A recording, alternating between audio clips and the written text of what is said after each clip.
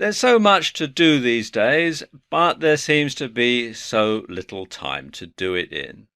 And this is a modern phenomena and it affects everyone sooner or later. Now, why does modern life sap so much of our time? After all, didn't people work harder years ago? Well, yes and no. In the past, people had more physically demanding jobs for sure, but they worked fixed hours, had less demanding ways of getting there, and when work was over, it was over. There was no way that the boss or clients could reach them at home except by mail, which took some time, or by telegram, which was very expensive. Plus, of course, people tended to live in close communities with friends and family nearby. Leisure time and hobbies were physical and took place at designated times and places. Now, of course, things are very different in our modern world. Nowadays, most people work in sprawling offices, often on flexible contracts and variable hours.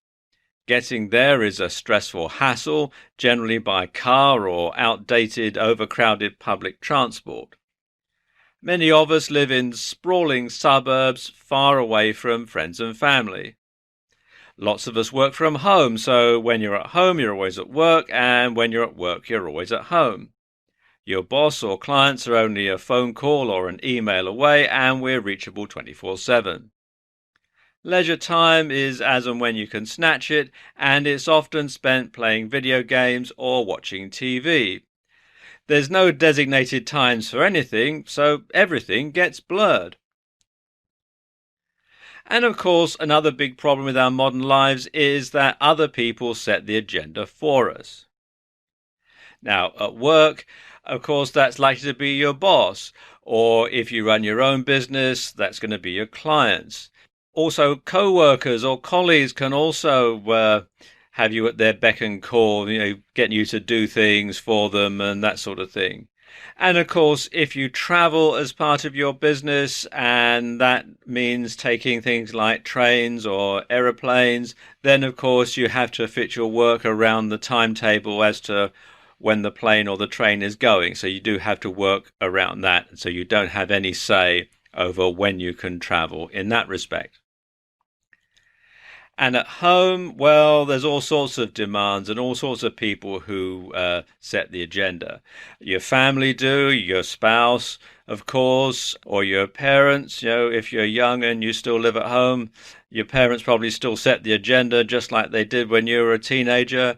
Or perhaps you're older and your parents are elderly and there's health issues and other issues that involve them that you've got to deal with as well. And then, of course, if you've got kids, then, of course, their demands are there. You've got to look after them. You've got to bring them up. You've got to take them to school. You've got to take them to all these other things that they do after school, hobbies, clubs, that sort of thing. So that can be very demanding and can take up lots of your time.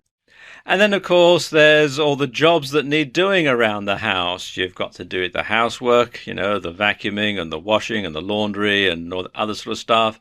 And if you live in a house with a garden, then you've got to mow the lawn and you've got to weed the flower beds, and eventually it'll need painting and all this all sort of stuff. So all the time you find that your time is being spoken for. And because there are so many demands on your time, this tends to lead to a poor work-life balance, especially if there's more demands of your work time than there is on your lifetime. And there never seems to be enough time to get everything done.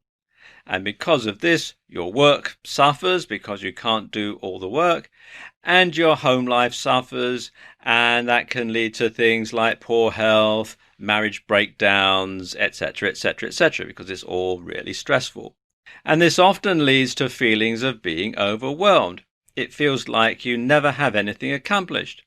And you often don't do anything at all in response to being proactive in your work or in finishing tasks. So, nothing ever gets accomplished because nothing ever gets done, because you just feel completely overwhelmed, weighted down by all this stuff that you've got to do, and there's so little time to do it in.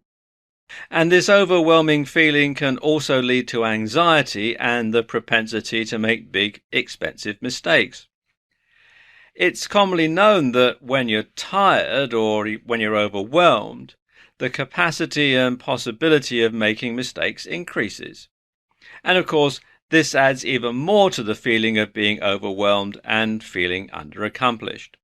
And of course, this is cyclic and can cause a negative spiral effect in both business and in life, because one thing doesn't get done, it causes another thing not to get done, and the process can continue over and over and over and over and can cause even more problems.